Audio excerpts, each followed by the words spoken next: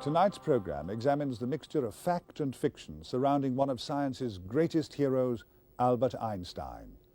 The question we ask is, does it really matter if the history books have got the story wrong and our hero turns out to have feet of clay? Albert Einstein is the biggest name in 20th century science. The name is part of the language. It means genius. Not just because he was a genius, but because he represents a whole idea of what genius is. He's like Shakespeare, who not only wrote great plays, but also represents the whole of English literature, our greatest symbol of our great past, the whole of the culture. And Einstein is more than just his physics. He stands for our cherished idea of the way science at its biggest and best is done. We like to believe in the flash of inspiration in the wizard's mind, the wave of the mathematical wand that conjures up the truth. His most famous piece of magic was the theory of relativity, a theory that created a new universe. But nobody knows exactly how he did it. The theory is so strange and so revolutionary that how it came into being at all still intrigues people. This is a mystery, a thriller in the history of ideas.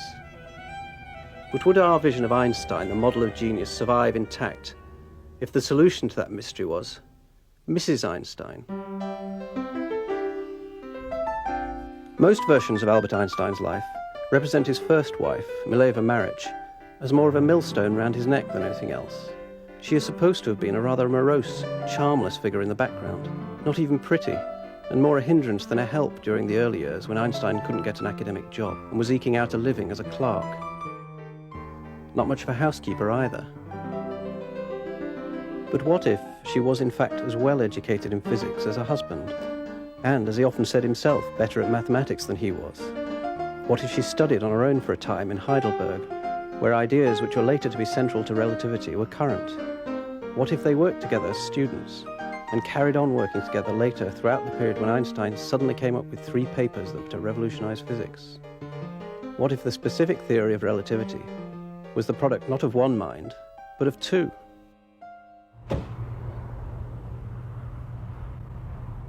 We think that science and fiction are 2 different things. Science is true, fiction is not. There's one figure that bridges these 2 realms, the figure of the scientific genius.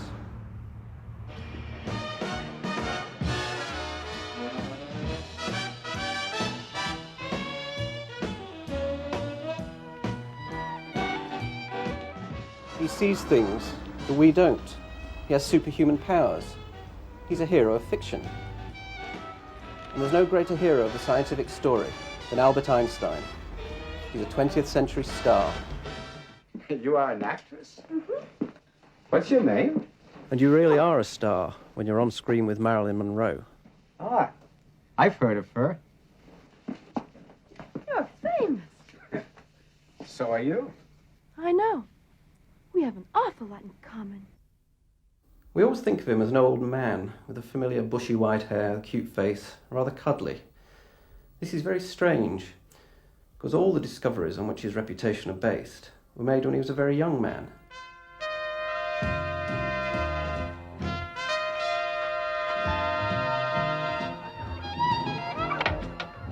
So there's a gap between Einstein, the working scientist, and Einstein, the official genius. Why is that? Perhaps we feel that the life isn't important to science. The science stands alone and the life is just incidental. But that doesn't stop us constructing a picture of how it must surely have been for a great scientist to have made such discoveries.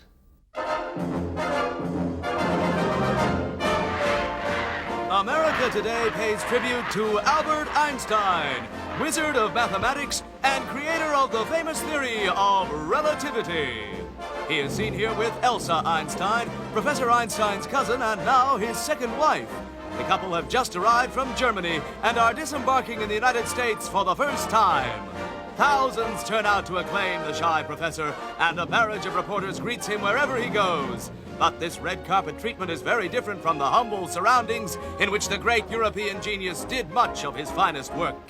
Even a lowly office job, an unhappy first marriage, and trying domestic circumstances couldn't stand in the way of his genius or of the discovery of the theory of relativity.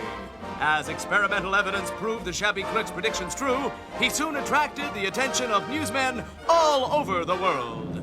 Albert Einstein was honored in 1922 with the highest distinction science can bestow, the Nobel Prize. But it was awarded for his brilliant work in the early years of the century. Recognition can be a little slow in coming in the world of learning. But now it's not just the scientific elite who know his face. The streets of New York are thronged today with those trying to catch a glimpse of that rarest of all celebrities, a true monarch of the mind. The territory over which he rules flies no single flag. It speaks no single tongue. It has no conventional boundary. It is the territory occupied by men and women everywhere this whole round world who care for the things of the mind and who wish better to understand the mysterious universe in which they live.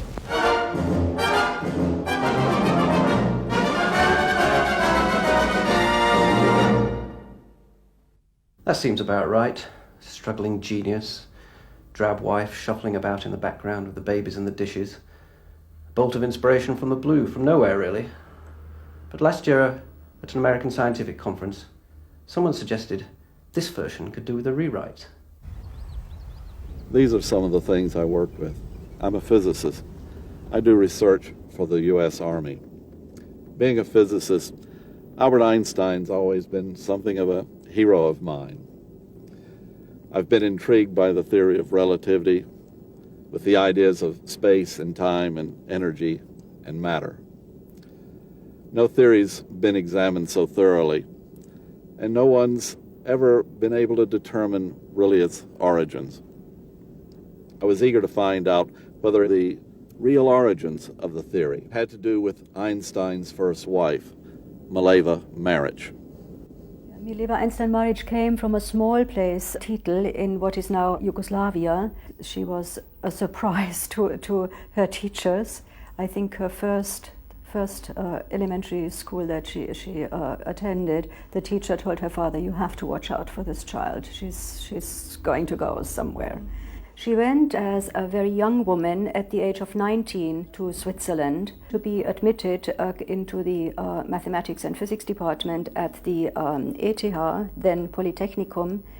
And she was the only woman in her year and the fifth woman who studied in this department.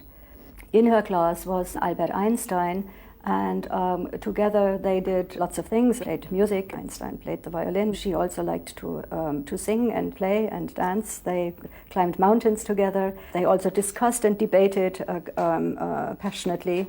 They were young intellectuals with exceptional background.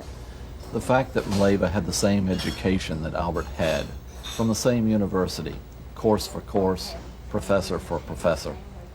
And then the questions other physicists have raised about the origin of the theory of relativity made me doubt that the theory had come to him as a bolt from the blue. I began to suspect that the origin might have been closer to home. And then in 1987, the collected papers of Albert Einstein were published, and there it was. How happy and proud I will be when the two of us together will have brought our work on the relative motion to a victorious conclusion. That seems quite clear. They collaborated on the theory of relativity, and there are many other passages in their letters along similar lines. In their first years of marriage in Bern, they regularly invited friends over and had something what they called their academy. And some of these visitors also remark on the fact that after the housework was done and after the children were in bed, she would stay up past midnight and do and work on mathematical problems. Einstein himself is said to have remarked very proudly, "My wife solves all my mathematical problems." Now I had what I needed. I published a letter in the journal Physics Today that led to a special session at the American Association for the Advancement of Science annual meeting. There was a violent conflict of ideas between myself and the editor of the Einstein papers. The press had a field day.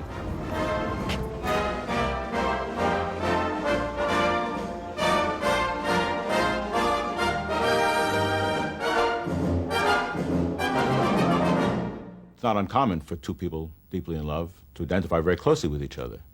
And I think this is what happened in the case of Einstein and marriage. They don't make the distinction between I and mine, you and yours, we and ours, that one ordinarily makes. And I think this is an explanation of these references to we and our. Because if you look at the physics context in which Einstein discusses his ideas in specific detail, he always uses the words me, mine, or I. And there are literally dozens of examples of this in his work. I read her biography by a Serbo-Croatian physicist and mathematician, and I was so moved by the book and by her life and her fate that I kept going back to the book and reread it and quote from it in my lectures. And I think most important motivation was to get Mileva-Einstein marriage inscribed into the history of science, and to make her contribution visible as a collaborator of Einstein, and to show that a Serbo-Croatian woman had this achievement.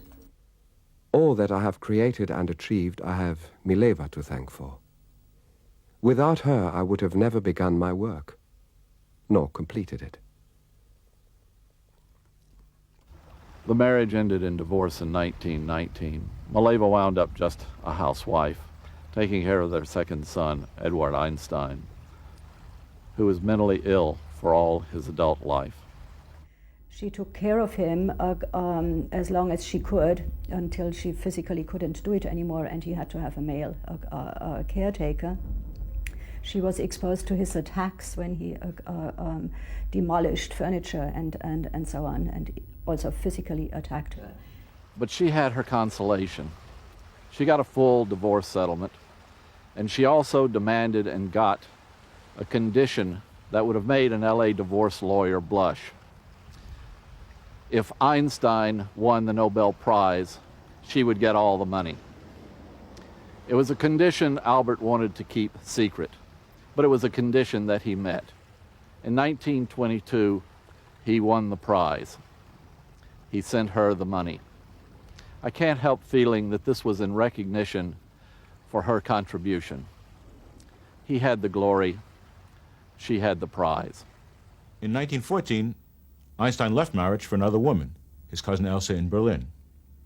Marriage returned to Zurich with their two sons, and in 1916 she suffered a physical, mental breakdown. Then in 1919, Einstein turned to marriage with a request for a divorce in order to marry his cousin Elsa. Is it any wonder that he might have felt guilty enough to offer the mother of his two sons a large sum of money to grant the divorce, or that she might have felt angry enough to demand such a sum of money to give him one? Einstein was no saint, but there's no need to make a devil out of him in order to do justice to marriage.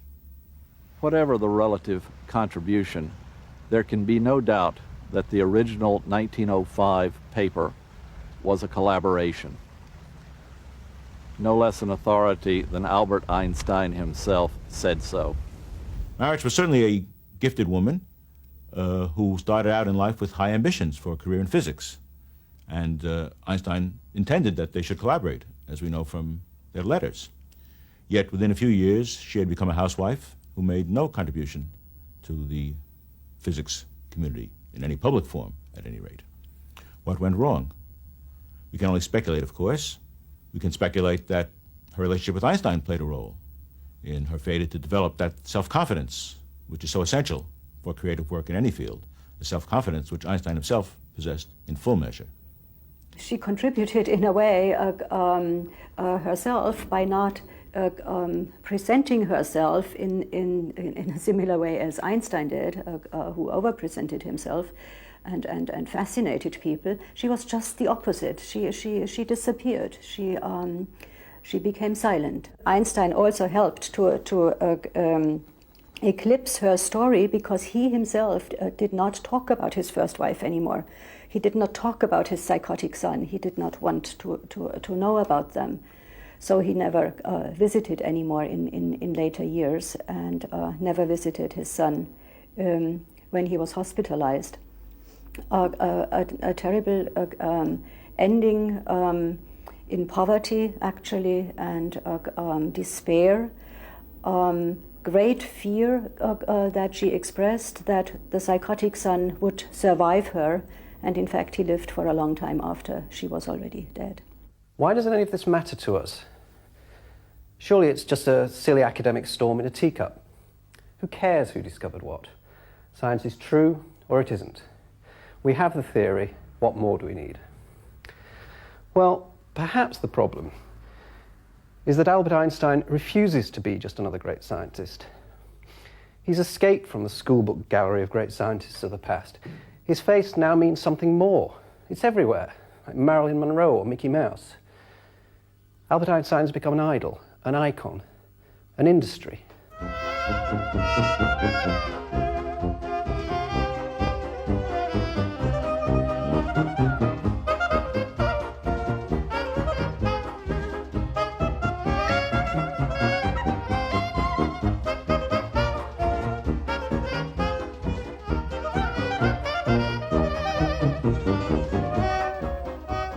But Einstein is more than just shorthand for the advertising industry. His is the face of science itself. We've made him into the emblem of the particular vision of science that we want to see. But why Einstein? Why did he become the embodiment of science for us? I think it's because there's something in his theory that strikes a chord with us. There's something about it that makes it what we want science to be. Take his celebrated formula E equals mc squared. We find it on T-shirts, mugs. People who don't know what it means know about it. And it's certainly the only scientific formula ever to be used in a pop song.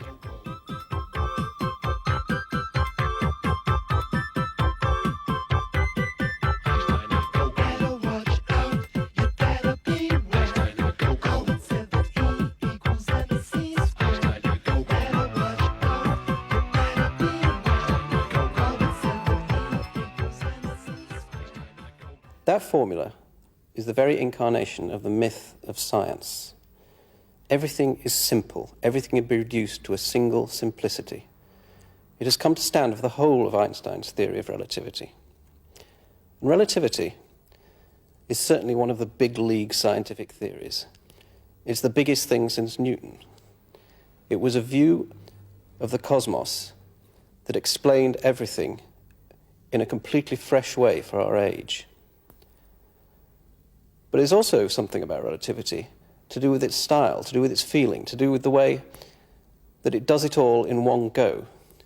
It has a particular style that we like.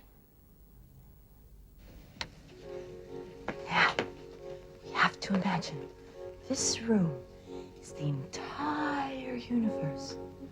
And we begin together someplace in space-time. We synchronize that. What does your watch say? 8:15. 8:15, right. I travel away from you at a hell of a speed. Say, 1/5 the speed of light. And I travel for 5 minutes, and it gets me here. Now, I look at my watch. It says 20 minutes past 8. So, I look across the universe to check with your watch. And what does your watch say? 20 minutes past 8? Not to me, it doesn't. It says 19 minutes past 8, because 20 minutes past 8 hasn't reached me yet. It takes a minute for me to see your watch, because it takes a minute for the light to reach me. See? And the main point I've demonstrated is that all measurements of time and space are necessarily made relative to a single observer and are not necessarily the same for two independent observers. And that is the specific theory of relativity. Isn't it? It's easy, isn't it? The whole complexity of our world reduced to a simple theory. Energy, matter, and light tied together, just like that. And perhaps everything can be tied together just like that. Perhaps all of nature can be made knowable by science. That's what we long for from science. the feeling that it will all come together somehow. But as to the actual detail, we don't understand any of it. We don't even expect to. Just wish I understood it all. You learned it without understanding? Mm-hmm. It's like riding on the subway. I know here I get on, where I get off. While I'm traveling, I don't know where the hell I am. But that doesn't matter to us either. Einstein said it. It must be true. The mystique of the theory demands a mystique of the man. Our treatment of Einstein is purest mysticism. We want him to be a prophet, a seer, or a saint. We want science to occupy this other realm, this city of eternal truths, in total contrast to the scrappiness of uncertainty of our life. And the people that inhabit this city must be otherworldly, unworldly. Forget the wife. Forget the reality of Einstein's early life. Forget that he was what he appeared to be, a minor civil servant. Let's go back to the very essence of the eccentric and brilliant man, the wild white hair, the violin playing, the shabby clothes, and all the bizarre behavior of genius. We love his oddness, and we make so much of it. It's as if we wanted to believe that his achievement was due to the fact that he really was different, superhuman, literally not like us at all, physically different. After his death, 3 hospitals fought over the right to dissect his brain. What do they expect to find? We have it still, pickled in a jar, like the relic of a medieval saint. Perhaps in there somewhere is the authentic genius cell, or even E = mc squared engraved on the cortex.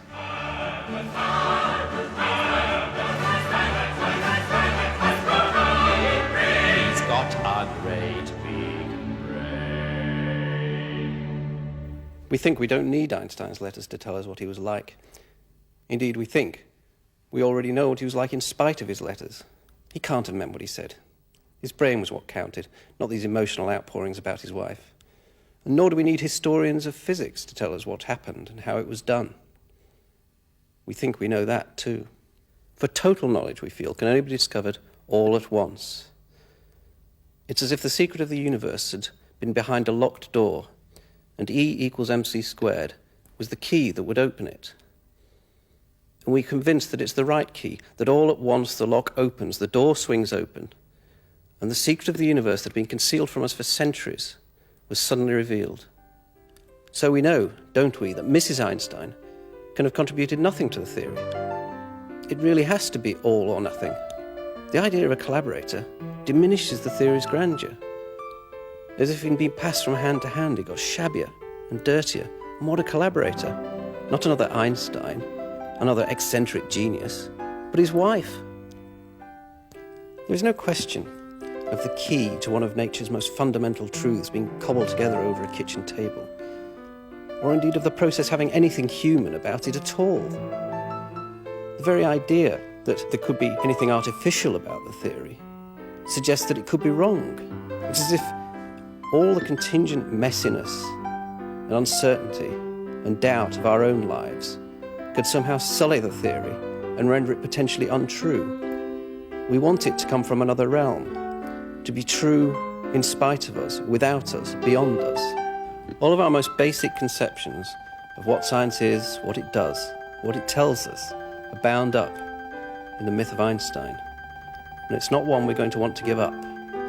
We discover the facts of science. We don't invent them. And we're not going to give up that vision on the basis of a bundle of letters. An icon can have only one face, and you can't change its features without disturbing the assumptions that formed that face in the first place. Perhaps Mileva Maric did have some germ of an idea, did make some contribution to the theory of relativity. Perhaps she didn't. We'll never know now.